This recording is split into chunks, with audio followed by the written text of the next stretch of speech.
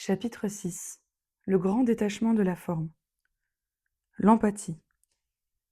La forme, ce vêtement du jeu de la vie, apparaît sous d'innombrables visages.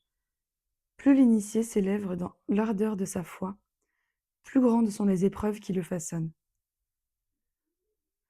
Ne vous laissez jamais abattre par les assauts de la psyché ou des émotions tumultueuses. Certains diront « Oui, mais nous sommes des êtres humains ».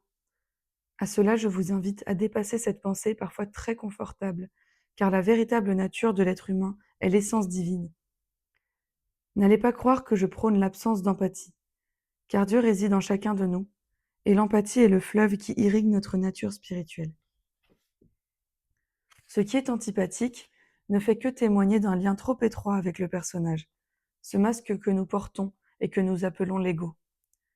Au contraire, plus votre cœur s'embrase de foi, plus la douceur de l'empathie fleurit en vous. Mais là encore, l'empathie ne doit pas être confondue avec l'hyper-émotivité qui révèle d'un déséquilibre du corps émotionnel. Quand vous vous élevez depuis le prisme de l'existence, du cristal qui vous anime, vous découvrez que nous baignons tous dans la même lumière, et que nous ne sommes qu'un seul et même être habitant de multiples formes, tout issu de la création. Cet être, immense principe, s'exprime dans la multiplicité des formes. Oui, nous sommes des êtres d'empathie, car l'empathie ouvre la voie au télépathe en vous. Je ne crois guère à une télépathie qui se déploie sans l'étreinte de l'empathie, comme les récits de fiction voudraient nous le faire croire.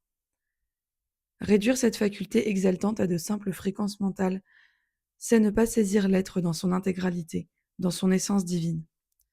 Soyez vigilants, car des manipulations sournoises parcourent notre monde, infusant des ondes cérébrales dans le champ inconscient pour imposer des désordres.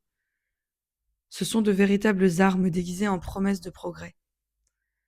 La vraie télépathie, celle qui s'élève, se raccorde à la conscience cosmique, unique et indivisible, où chacun de nous trouve sa place dans l'harmonie céleste. Éveillez-vous à la grandeur de votre propre nature divine et marchez avec foi sur le chemin de l'unité.